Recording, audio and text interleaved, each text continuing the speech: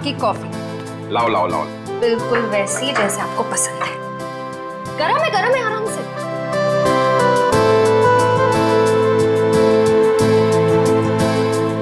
Wow, मेरी बेटी जैसी कॉफी इस दुनिया में कोई नहीं बना सकता। वो तो है, लेकिन एक जमाने में मैं भी बहुत टेस्टी कॉफी बनाया करती थी।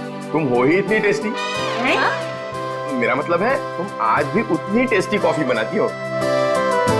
आप भी ना बेटी के सामने कुछ भी बोल रहे हो। क्यों, क्या हुआ? क्या बेटा, तुम्हें कोई प्रॉब्लम है? नहीं पापा, मुझे कोई प्रॉब्लम नहीं है। ये देखो। ना, आप खाइए, मैं देखती हूँ।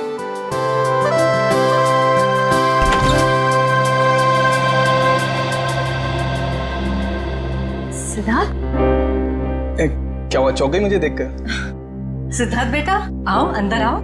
बैठो, मैं तुम्हारे लिए अरे नहीं श्रेया, मैं थोड़ा जल्दी में हूँ। मैं ये एंगेजमेंट कार्ड दिखाने आया था।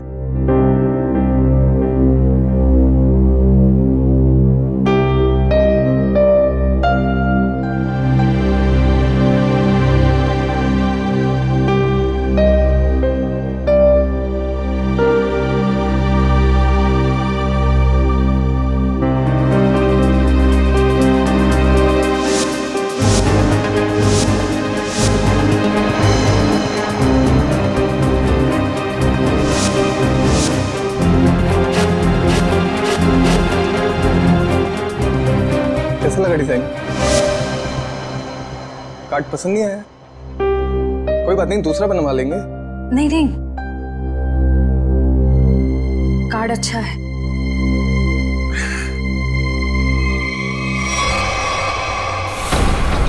चल चल चल चल चल चल चल चल, हम लोग इस बंगले छुप जाते हैं। अरे जैसा भी नहीं यहाँ पर।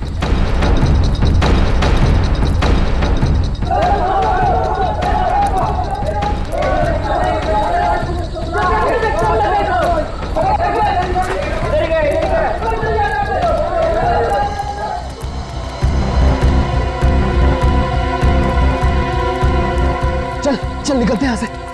अरे रुक रुक रुक, हम लोग सारा सोना यहीं पे गाड़ देते हैं जमीन में। अबे तेरा दिमाग खराब हो गया है? मोहल्ले के लोगों ने हमारा चेहरा देख लिया है और अगर कल हम यहाँ दोबारा आए तो यहाँ पकड़े जाएंगे, खतरे में पड़ जाएंगे। हम लोग सोना लेकर बाहर नहीं जा सकते हैं, सारे लोग घूम रहे हैं। और तू खतरों से कब से डरने लगा? अरे खतरों से नहीं, तेरी बेवकूफियों से डर रहा हूँ। देखना एक दिन तेरी सारी बेवकूफियां हमें ले डूबेंगी, समझा? तू बेवकूफ किसे बोला? हाँ, सारा प्लान मैंने बनाया है। सारा प्लान तूने बनाया, इसका मतलब ये नहीं कि जेल भेजने का प्लान भी तू बनाएगा, समझो? जरूरी नहीं है मैं तेरा सारा बात मानूं, समझा? सोना यहीं गाड़ेंगे, यहीं। अच्छा गाड़ के दिखा। अच्छा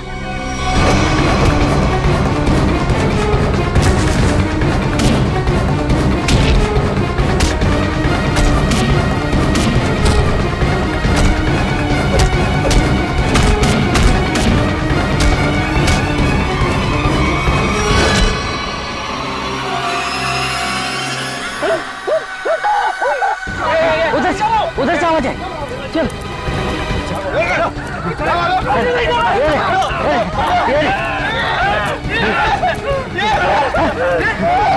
अरे ये तो कंकाल है।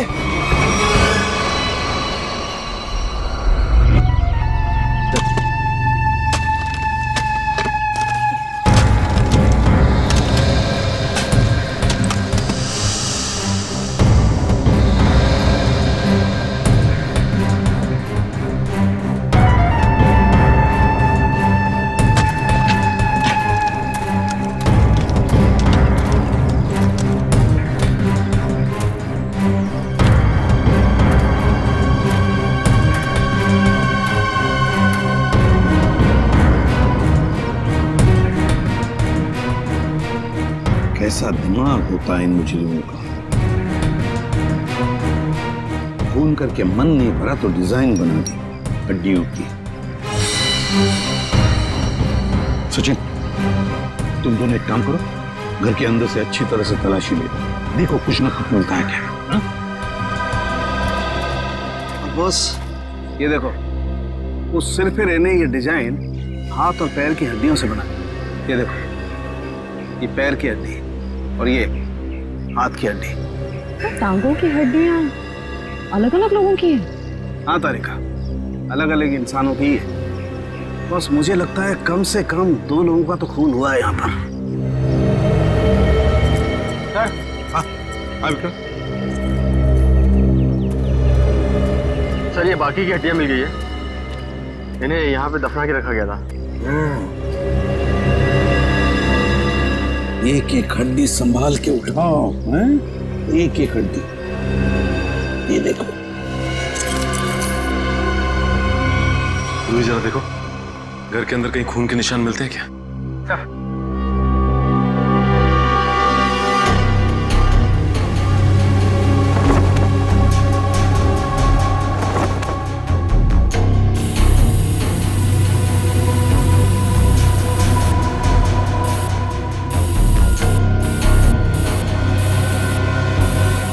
जी सर, गांव वालों का कहना है कि 1984 में इस घर के मालिक अपने पूरे परिवार के साथ ऑस्ट्रेलिया चले गए थे छुट्टी मनाने के लिए।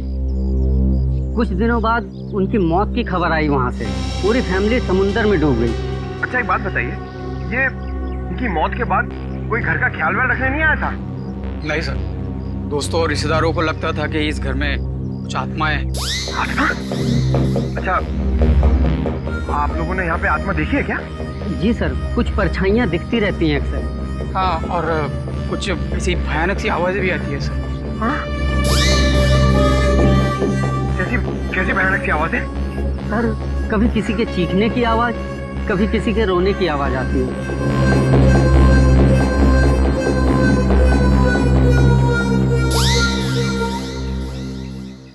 सणखे, इन सारी हड्डियों को देखकर लगता है कि खून एक आदमी का हुआ है और एक औरत का भी। ये देखना, पेल्विक गर्ड, एक पेल्विक गर्डल किसी औरत की है। हाँ बस, लेकिन एक कमाल की बात है, क्या?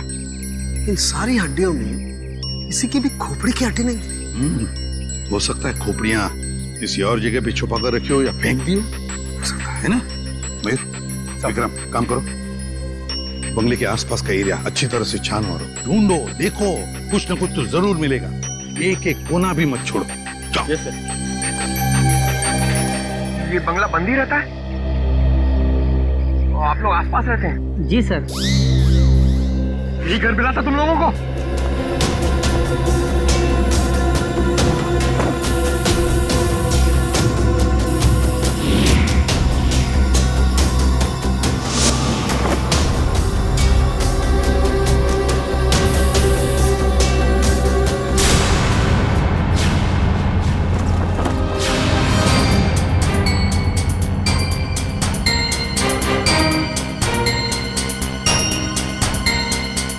सूखा हुआ खून? सर, ये टेप रिकॉर्डर और ये प्रोजेक्टर मिला है। टेप रिकॉर्डर और प्रोजेक्टर? ये सूखा हुआ खून, इसका मतलब कोई ना कोई बहुत गहरा राज छिपा है इस बंगले के अंदर। सर, हाँ सर, खोपड़ी तो कोई नहीं मिली, मगर ये कार की चाबी मिली। कार की चाबी है ना? बड़ी अजीब बात, कार की चाबी है पर यहाँ पर कोई गाड़ी नहीं। एक आदमी एक औरत की हड्डियां हैं पर उनकी खोपड़ियां नहीं। फिर है क्या ये सारा चक्कर? और फिर किसने किया है ये? RAIMA,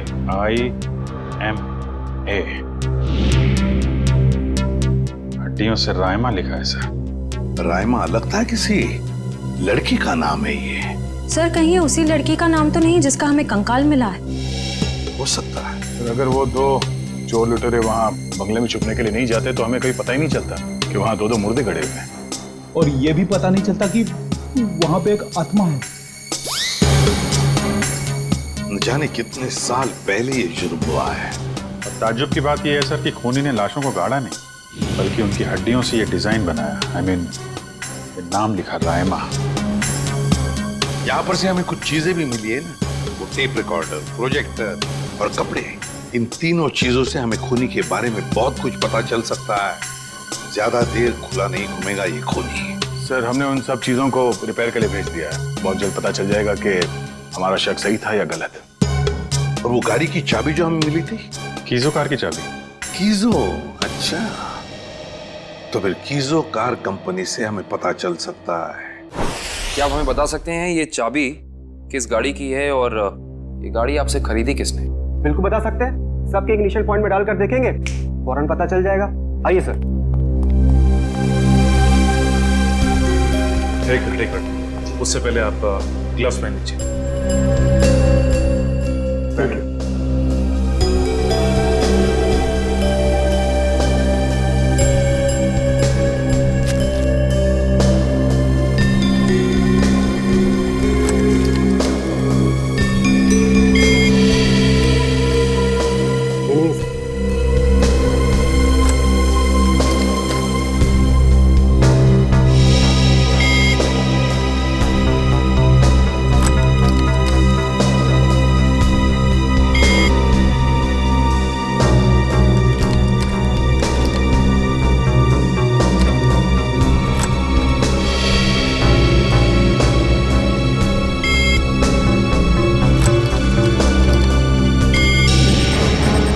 ये देखिए सर, मैच कर गई।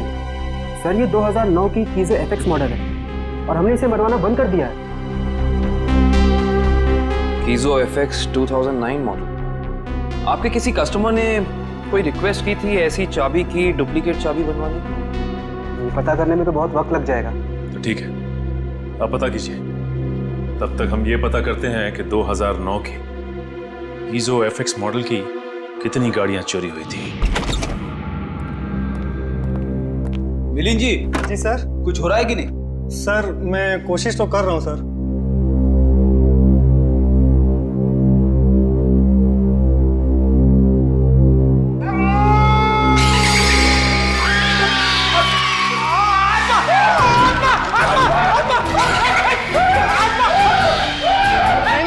नहीं सर, आत्मा नहीं है, ये तो गलती से फेडर खुल गया था। हाँ, ये वही रिकॉर्डर है जो आप लोग लेके आए थे, उसी में से आवाज आ रही थी ये। सर, ये आत्माओं ने शॉर्टकट मारना शुरू कर दिया है। ये अपनी आवाज यूज नहीं करती हैं, इस टेप रिकॉर्डर में आवाज डाल के यूज करती हैं। पंकज, ऐसा भी हो सकता है कि वहां पे कोई आत्मा हो ही ना, कोई इंसान ही ये सब खेल खेल रहा हो। मिलिंद जी। जी सर। आपको इस प्रोजेक्टर से क्या फुटेज मिला? हाँ सर, एक मिनट।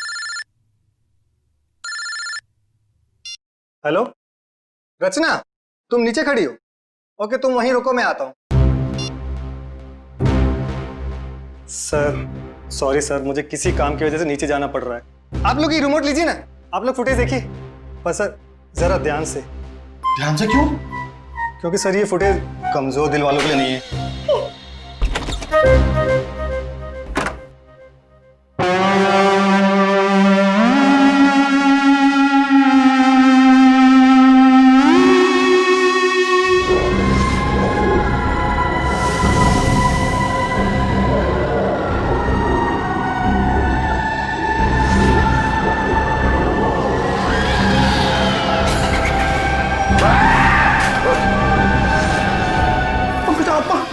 पंकज, बंगला नंबर 13 की आत्मा यहाँ आ गई।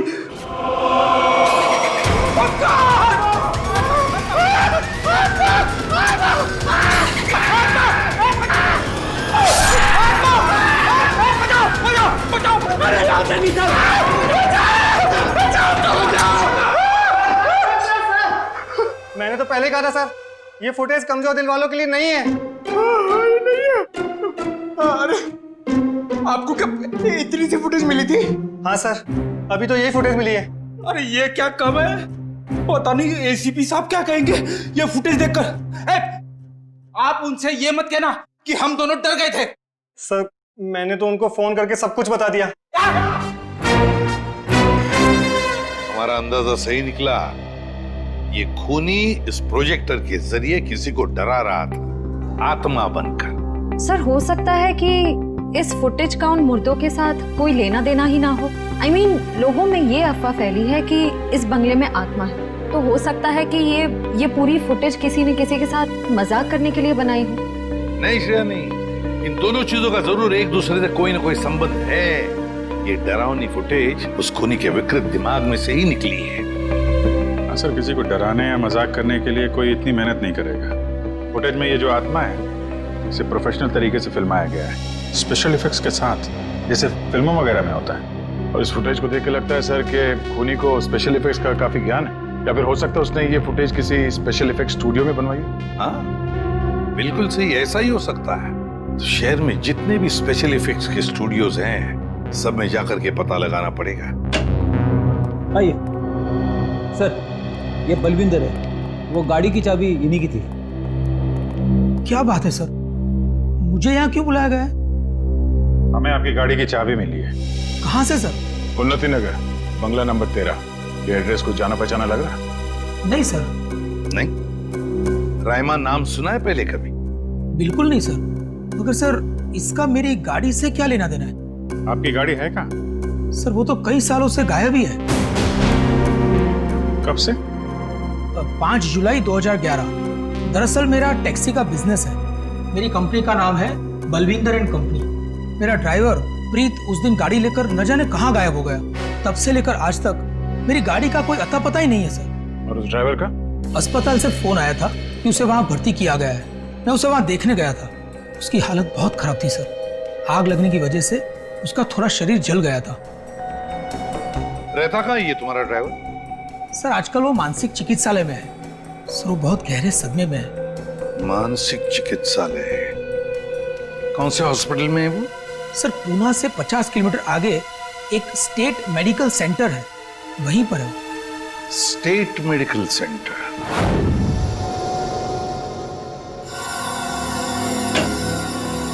हाँ तारिका जी, कुछ बात बनी? सर चेक कर रहे हैं ना, कुछ ना कुछ तो पता चल ही जाएगा।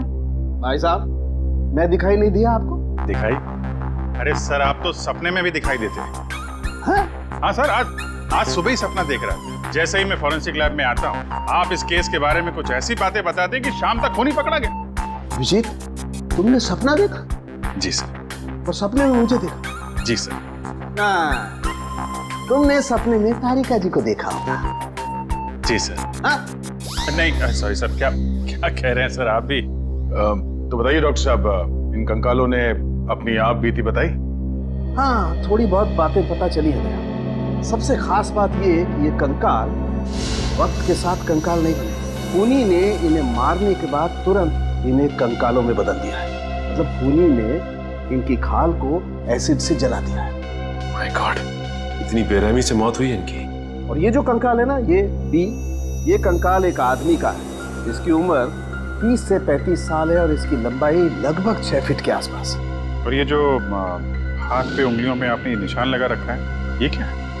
हाँ, दरअसल इसकी उंगलियों में, इसकी कलाई पे मुझे बहुत कुछ टूट फूट दिखाई दी। मतलब ये आदमी अपने हाथों का बहुत ज्यादा इस्तेमाल करता है। शायद ये किसी ऐसे प्रोफेशन में होगा जहाँ हाथों का काफी इस्तेमाल होता है, या तो कोई मजदूर या फिर कोई आर्टिस्ट। और ये दूसरा कंकाल लड़की का, उसे क्या पता चला? इस लड़की की उम्र लगभग 30 साल। इसकी लंबाई 5 फीट 4-5 इंच है, बस इससे ज्यादा कुछ पता नहीं चल पाया। और ये जो ड्रेस पे खून लगा है, इसका क्या?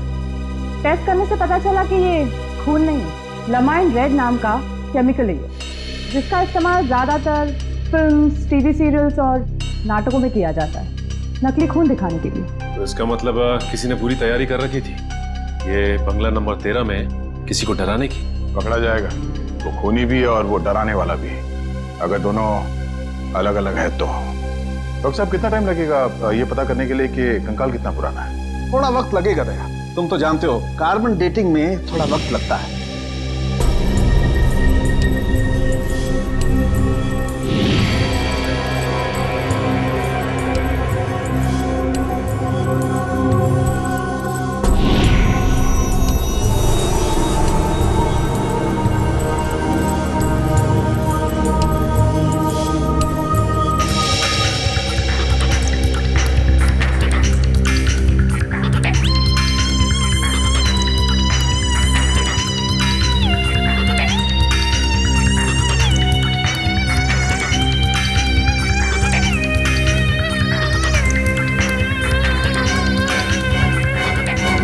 गुड, अब गणित शुरू हो गई है।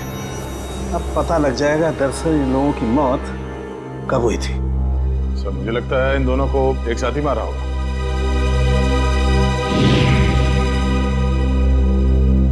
36 से 38 महीने पहले। मतलब 3 साल पहले। 2011 में मौत हुई इनकी।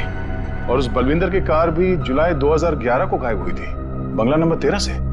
सर अब तक तो खूनी शहर छोड़ के भागा होगा, उसे ढूंढेंगे कैसे? भागने दो, कहां तक भागेगा? सीआईडी से नहीं बच सकता। Excuse me. जी, सीआईडी से। हेलो सर, मैं आप ही लोगों का इंतजार कर रहा था। अच्छा, जो फुटेज हमने भेजी थी उसके बारे में कुछ पता चला?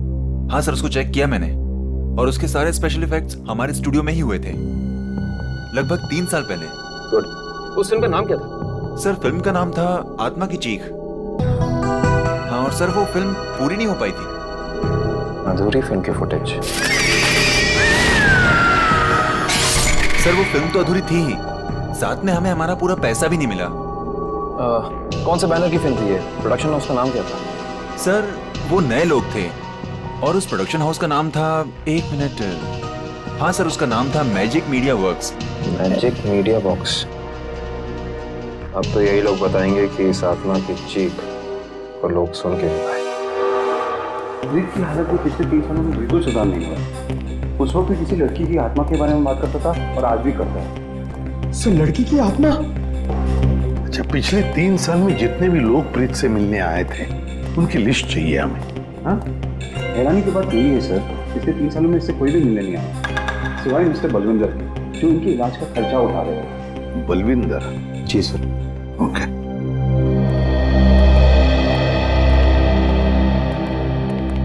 प्रीत, ये सीआईडी ऑफिसर्स है, ये तुमसे कुछ बात करना चाहते हैं। सीआईडी? ये सीआईडी क्या होता है? सीआईडी का मतलब है दोस्त। और प्रीत, दोस्त किसे कहते हैं? जो अपना सुख दुख दूसरे दोस्त के साथ बांटता है ना? और हम सब तुम्हारे दोस्त हैं, तो अब तुम हमसे तुम्हारे सुख दुख बांटोगे ना? ठीक है दोस्त। देखो प्रीत, अब मैं तुमसे कुछ कहूंगा, कुछ पूछूंगा, इन सब चीजों का बड़े शांत दिमाग से मुझे जवाब देना। याद करो, जुलाई महीना 2011, तुम उस रात बंगला नंबर 13 में गए थे 2 लोगों को लेकर। हाँ, 2011, बंगला नंबर 13। बंगला नंबर 13। क्या हुआ था वहां पर? तुम लोग मेरे दोस्त नहीं हो, तुम लोग मेरे दोस्त नहीं हो। राइमा ने भेजा है ना तुम लोग को मुझे मारने के लिए? राइमा ने भेजा है ना? नहीं, राइमा ने नहीं भेजा है। हम लोग दोस्त हैं तुम्हारे। हाँ, पक्का? बिल्कुल पक्का, राइमा ने नहीं भेजा है हमें। अब बताओ, क्या हुआ था उस रात उस बंगले में? बंगला नंबर 13। एक आदमी और औरत ने पैसे दिए थे मुझे उन्हें वहां ले जाने के लिए। ये क्या? राइमा चीख रही है, राइमा चीख रही है, मुझे मार देगी, मुझसे बदला लेना चाहती है। राइमा तुम्हारे पीछे है। ये बात करने की स्थिति में नहीं है अभी। आई एम सॉरी डॉक्टर साहब, 2 मिनट और। सॉरी, मैं आपके केस के लिए मैं अपने पेशेंट की जान खतरे में नहीं डाल सकता। Please cooperate. ठीक है। मुझे मार देगी, मुझसे बदला लेना चाहती है। अभिजीत, एक बात तो पक्की है कि उस रात प्रीत बंगला नंबर 13 में एक आदमी और एक औरत को लेकर गया था, और हमें जो कंकाल मिले हो शायद उसी आदमी और उस औरत के हो। हाँ सर, ये आत्मा वाला ड्रामा करके उनको डराया, मार डाला, फिर सर अलग कर दिया ताकि पहचान ना हो सके। सर, ये प्रीत बार बार राइमा आ रही है ऐसा क्यों बोल रहा है? कहीं राइमा जिंदा तो नहीं? इस बात का तो पता लगाना ही पड़ेगा कि प्रीत की बातों में कितनी सच्चाई है और कितना भ्रम। लेकिन एक बात तो पक्की है, इस राइमा का इस केस के साथ कोई ना कोई संबंध जरूर है। इस राइमा की कुंडली निकालो। राइमा।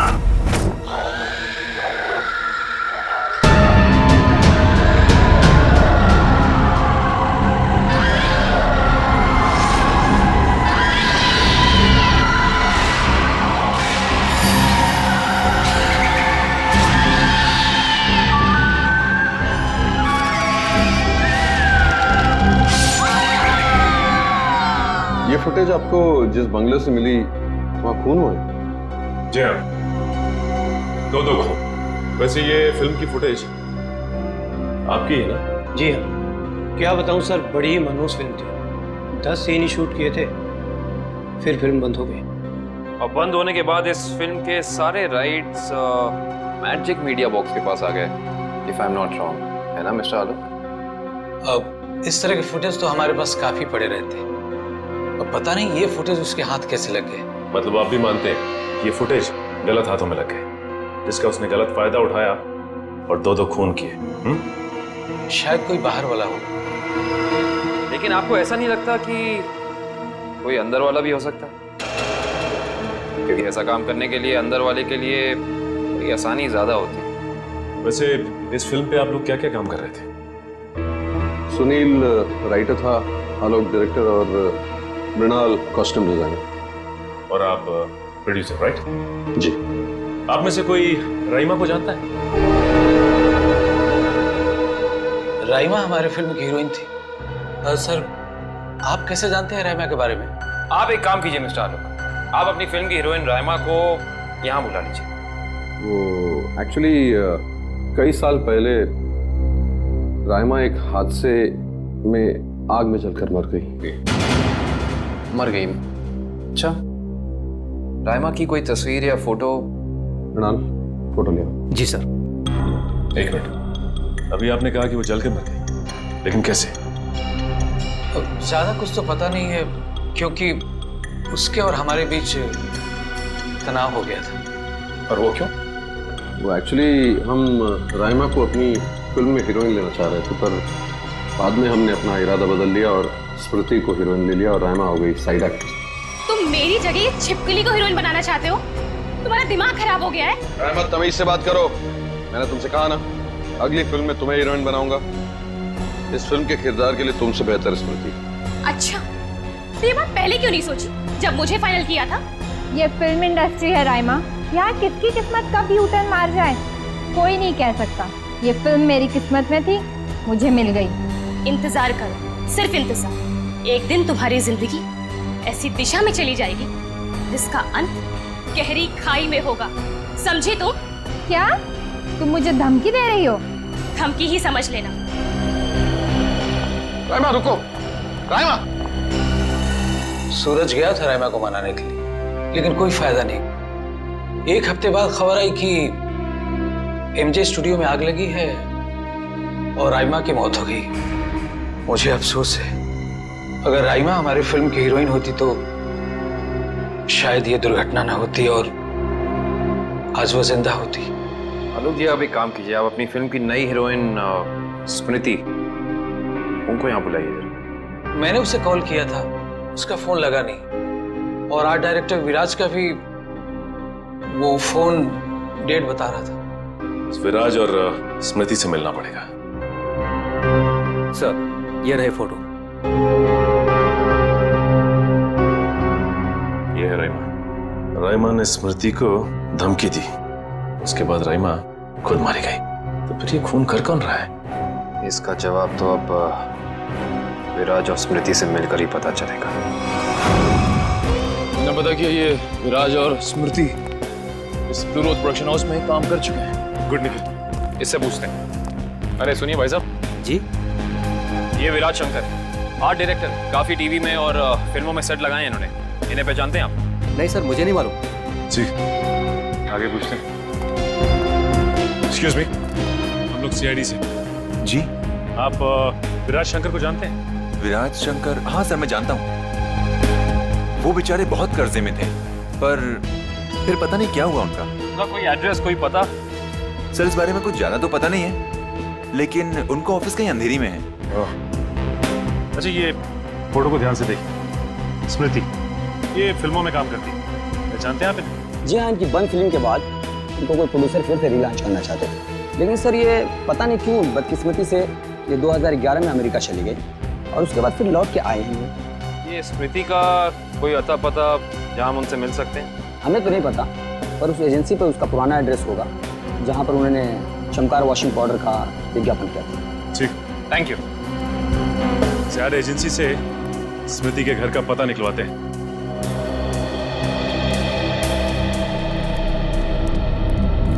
पुलिस की रिपोर्ट के हिसाब से राइमा इसी एमजे स्टूडियो में जलकर मरी है। पता नहीं काबिल, लेकिन ये बात इतनी सीधी है नहीं जितनी की लग रही है। जैसा कि फाइल में लिखा हुआ है कि स्टूडियो में आग लगी रात के 2 बजे ये रईमा स्टूडियो में 2 बजे करने क्या आई हो, जबकि यहाँ शूटिंग भी नहीं चल रही थी। सही कह रहे हो सचिन, लेकिन एक बात है जो मेरे दिमाग से निकल नहीं रही है, वो ये कि यहाँ रात 2 बजे आग लगी तो सुबह 5 बजे तक किसी को पता क्यों नहीं चला? और रिपोर्ट के हिसाब से यहाँ आग 5 बजे लगी। जिन पुलिस वालों ने इस केस की तहकीकात की थी उन्होंने जरूर कुछ गड़बड़ की है, तभी तो केस के 2 महीने के बाद उनका ट्रांसफर यानी कि तबादला हो गया था। हो सकता है निखिल, लेकिन उससे ज्यादा अहम बात यह है कि रिपोर्ट के हिसाब से यहाँ राइमा की एक हड्डी तक नहीं मिली। मतलब आग इतनी भयंकर थी, स्टूडियो को देख के ऐसा लगता नहीं है कि आग इतनी भयानक होगी कि चलने वाले का नामो निशान राख हो जाएगा। उससे भी अहम बात यह है कि ये स्टूडियो इस्तेमाल में नहीं था, यहाँ पे कोई शूटिंग नहीं चल रही थी, फिर राइमा यहाँ पे आई क्यों? इसका पता तो तभी चलेगा जब हम इस स्टूडियो को अच्छी तरह से छान मारेंगे। देखते हैं क्या मिलता है।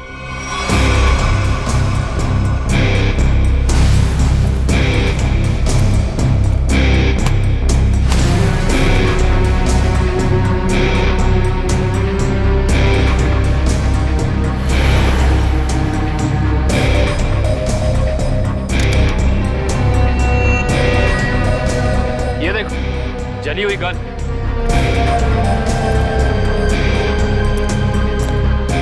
हाँ, ये तो पूरी पिघल चुकी है। पुलिस वालों ने लगता है अपना काम ठीक से किया नहीं, देखा नहीं से पहले। ये हो सकता है कि राइमा ये गन किसी को मारने के मकसद से लाई हो। या फिर हो सकता है कि कोई राइमा को मारने के लिए लाया हो। ये भी पॉसिबिलिटी है, जरूर कुछ है यहाँ। देखते हैं और क्या मिलता है।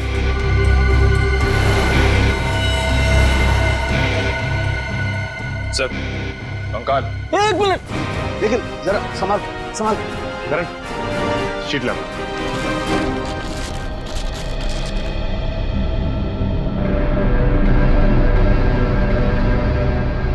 ऊपर कंकाल, वो भी पूरी तरह से जला हुआ।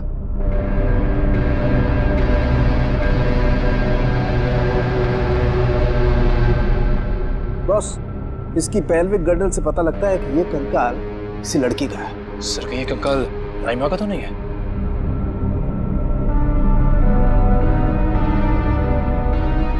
और इसकी लंबाई 5 फुट 6 इंच है। और राइमा की लंबाई 5 फुट 3 इंच। इससे साफ पता चलता है कि ये कंकाल राइमा का नहीं बल्कि किसी और का है।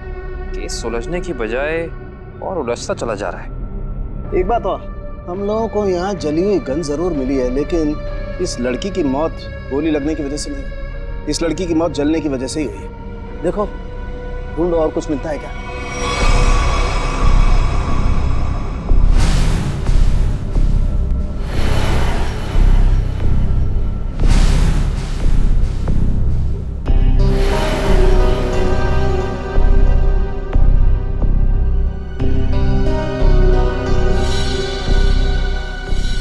सर ये देखिए सर, बाल बाल।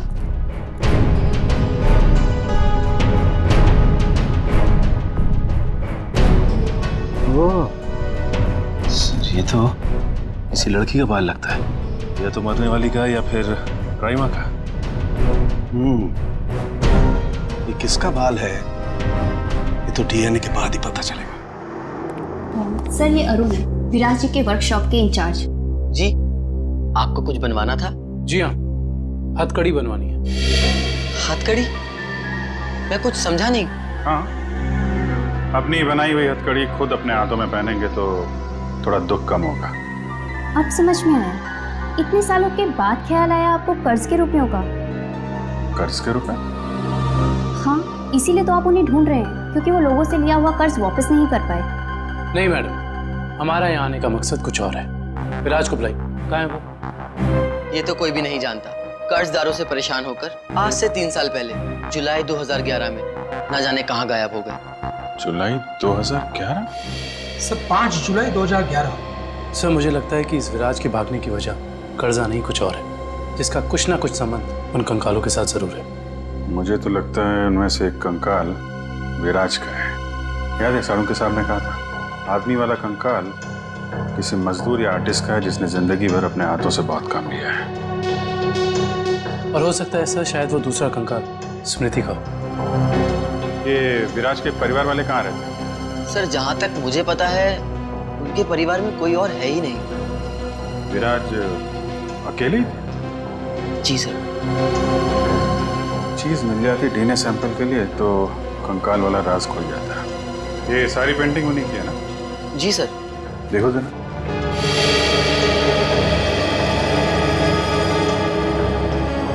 सर थंबप्रिंट ये विराट का है? जी हाँ सर, और ये थंबप्रिंट ही नहीं, ये पूरी पेंटिंग सर ने अपनी उंगलियों से बनाई है। फिंगर पेंटिंग इतना तो काफी है डीएनए टेस्टिंग के लिए। आप लोग? हम लोग सीआईडी से। अच्छा अच्छा, आइए आइए, आप ही ने फोन किया था ना? जी हाँ। दरअसल बात यह है कि हम स्मृति के बारे में आपसे कुछ पूछताछ करना चाहते हैं। पूछिए ना, क्या पूछना चाहते हैं आप? क्या आप बता सकती हैं कि स्मृति का आपके अलावा इस दुनिया में और कोई भी नहीं है? नहीं, उसके माँ बाप बचपन में ही गुजर गए। अब बची है तो ये बूढ़ी दादी, बहुत ही प्यार से पाला है मैंने उसे। ये स्मृति अचानक अपना फिल्मी करियर छोड़कर अमेरिका क्यों चली गई? वो कभी किसी को कुछ नहीं बताती थी, हमेशा अपना मन का करती थी। उस दिन भी उसके मैनेजर का फोन आया, कह रहा था कि मैडम किसी विज्ञापन की शूटिंग के लिए अमेरिका जा रही है। उसके मैनेजर से मैंने पूछा कि कब वापस आएगी वो, तो उसने कहा 3-4 दिनों में। लेकिन पूरे 3 साल हो गए, अब तक उसका कुछ पता नहीं, कुछ पता नहीं। कब की बात है ये, कुछ याद है आपको? कैसे भूल सकती हूँ, 5 जुलाई 2011। सर वो कंकाल भी 3 साल पुराना है सर, कहीं वो। सर कम से कम इतना तो पता कर लो, मेरे बच्चे के साथ हुआ क्या, कहीं वो इस दुनिया में है भी या नहीं। जब तक इस राज का बोझ मेरे दिल पर रहेगा, मैं इतना चैन से जी पाऊंगी, न मर पाऊंगी। देखिए, मैं आपसे वादा करता हूं कि सच क्या है इसका हम पता लगा लेंगे। प्लीज आप अपना ख्याल रखिए, ठीक है?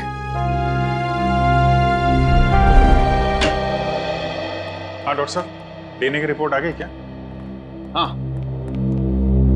पेंटिंग पर जो सूखा हुआ सलाइवा मिला था, वो सलाइवा ये बताता है कि वो आदमी वाला कंकाल विराज का ही है। और हमने स्मृति की दादी का भी डीएनए टेस्ट करवाया, जिससे पक्का हो गया कि बंगलो नंबर 13 में जो कंकाल मिला था वो स्मृति का है। इसका अंदाजा तो हमें हो ही गया था। अब इस केस में हमें आगे ले जाएगा ये तीसरा कंकाल जो एमजे स्टूडियो में जला हुआ मिला था। इस कंकाल से कुछ पता चला?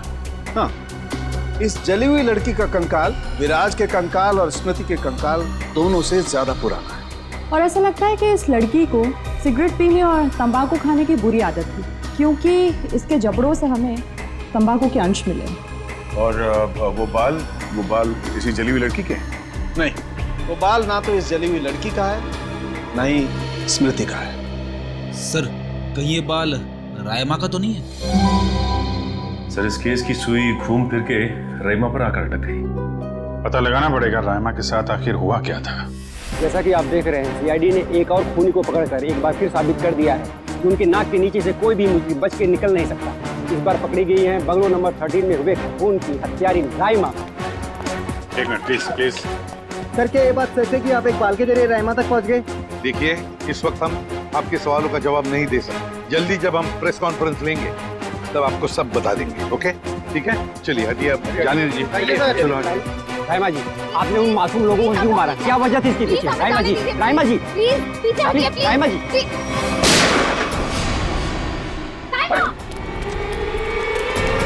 पकड़ो उसे!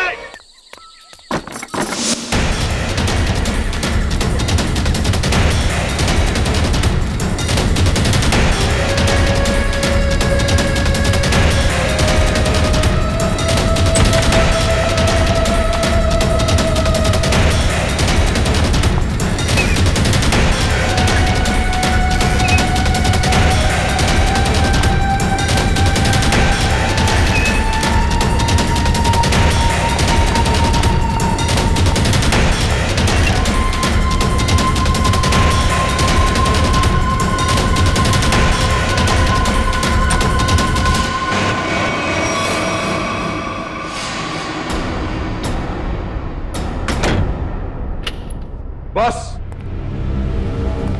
बहुत हो गया, अब कुछ नहीं हो सकता। बाहर आ जाओ। ये कहानी इसी घर से शुरू हुई थी और खत्म भी इसी घर में होगी, आज ही।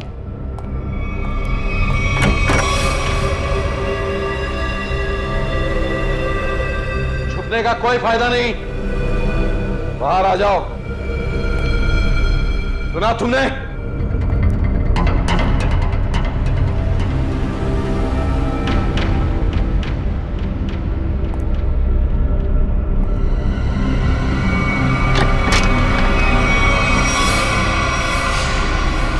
बहुत हो गया नकली रायमा बनने का नाटक। Come on, move.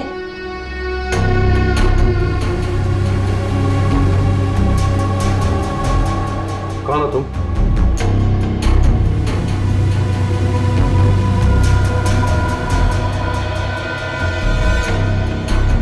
CID officer पूर्वी। सीआईडी?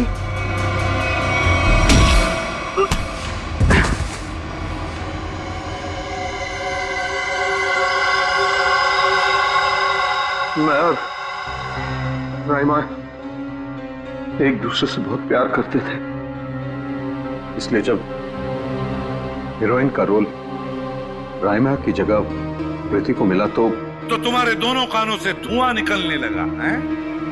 हाँ, हम स्मृति को सबक सिखाना चाहते थे, इसलिए हमने उसके अतीत के बारे में रिसर्च शुरू की। राइमा को पता चला कि एक्ट्रेस बनने से पहले स्मृति ड्रग्स के कारोबार से जुड़ी थी। इसलिए रायमा ने स्मृति को ब्लैकमेल करना शुरू कर दिया। क्यों? स्मृति को लगा कि उसका करियर खत्म होने वाला है, उसके रीलॉन्चिंग के सपने पर पानी फिर जाएगा, इसलिए उसने और उसके बॉयफ्रेंड विराज ने एक किलर को रायमा की सुपारी दी। ये तो अच्छा हुआ कि उस किलर की गोली से रायमा नहीं मरी, बल्कि वो अपराधी खुद उस आग में जलकर मर गई।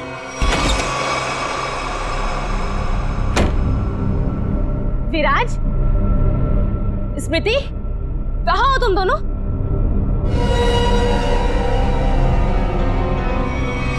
कौन हो तुम? जिया। जिया? कौन जिया?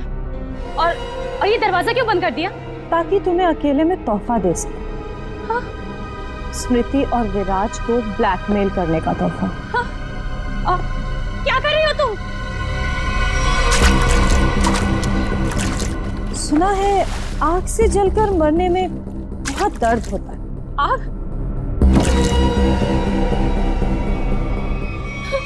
छोड़ो मुझे, प्लीज, गोली मत चलाना।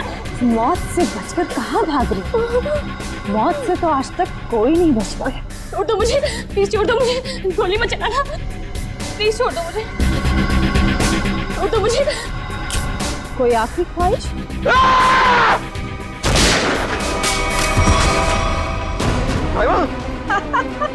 रायमा, मैं तुम्हें कुछ नहीं होने दूंगा, मैं तुमसे बहुत प्यार करता हूँ, मैं तुम्हें कुछ नहीं होने दूंगा रायमा। अब तुम दोनों को मुझसे कोई नहीं बचा सकता। सब फाइनल गुड बाय।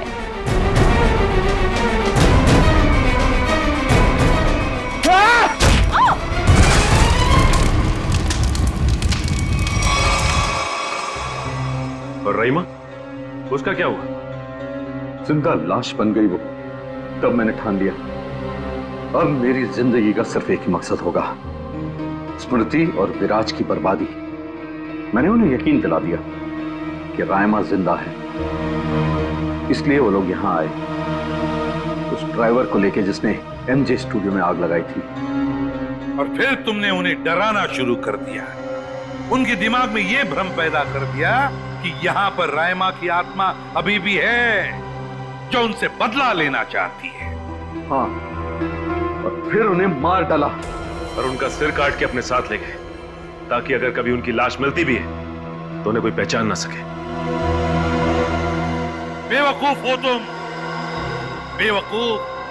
अगर कानून की मदद लेते तो उन दोनों को वैसे ही सजा होती, मगर नहीं, तुमने कानून को अपने हाथों में लिया, उन दोनों को बेरहमी से मार डाला।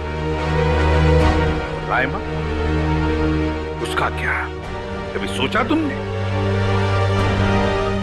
बेचारे की जिंदगी का फैसला तो अब कानून करेगा, लेकिन तुम्हारा फैसला तो हो ही गया, समझ लो। तुम्हें तो फांसी होगी, फांसी। Good morning. Hi. Good morning. अरे ये क्या लेके आई हो? सर ये आप सबके लिए मिठाई है और मेरी एंगेजमेंट के इनविटेशन कार्ड्स हैं।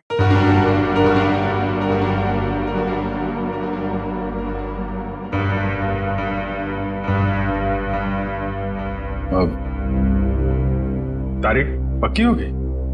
जी सर, 28 सितंबर। अच्छा। दो हफ्ते बाद ही है। काफी तैयारी करनी होगी आपको तो। सर ज्यादा कुछ तैयारियां करनी नहीं, सिद्धार्थ को भी मेरी तरह एक छोटा सा ही फंक्शन चाहिए था।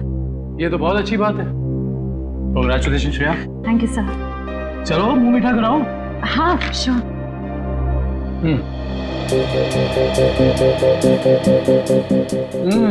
डिनर तो बहुत अच्छे हैं। ओह सर, आप लोग भी लीजिए ना। हाँ थैंक यू सर। लो फ्रेडी, मुंह मीठा करो। रहने तो मीठा खाने का मन नहीं है मेरा। अरे फ्रेडी, एक लड्डू से कुछ नहीं होगा, लो ना। Sir please. ये हुई ना बात पूरी। तुम ही लो श्रेया। नहीं सर थैंक यू, लेकिन आप सबको जरूर आना है। ये भी कोई पूछने की बात है श्रेया? हम सब जरूर आएंगे, है ना सर?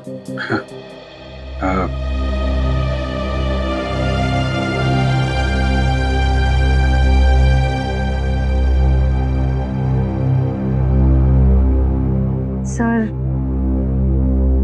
आप आएंगे ना?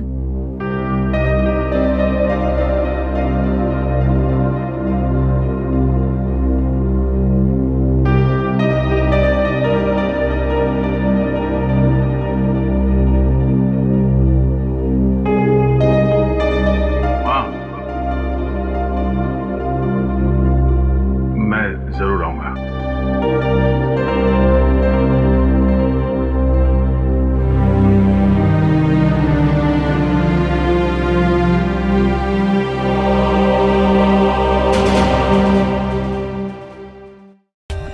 For more updates, subscribe to our channel, click the show links and enjoy watching the videos.